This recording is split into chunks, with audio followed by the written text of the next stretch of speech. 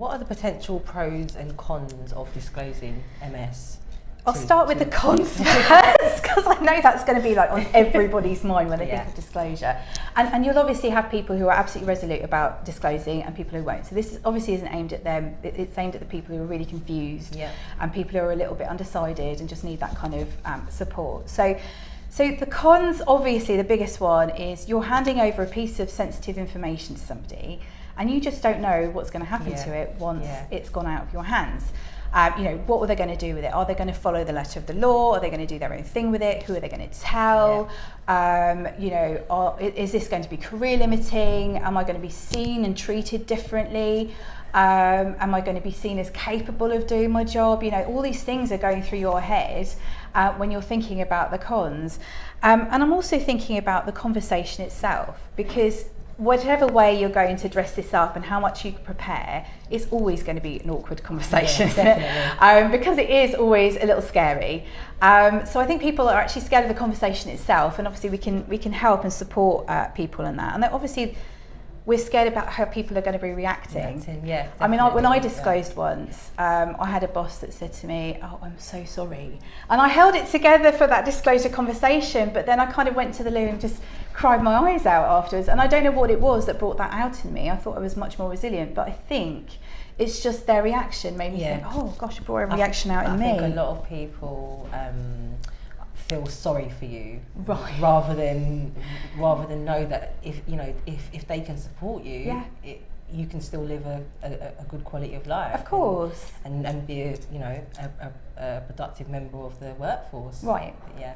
So I think there are all these things that go through our minds, and I think also we feel guilty, don't we? Because we feel like we're handing them some sort of problem. We feel like we're a burden to them, and we are worried that suddenly, just in the last 2 minutes of telling them that you have MS, you're suddenly completely changed from gone from having to been a really, like you say, a productive member of this particular community to someone who's got something that's quite scary and kind of a bit different now, and everything's going to change. So there's quite a lot going on.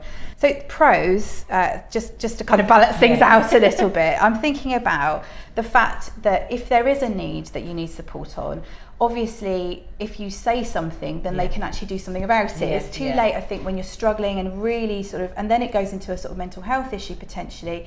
It's much harder to rein it back. So if you've got an issue, just it's worth saying.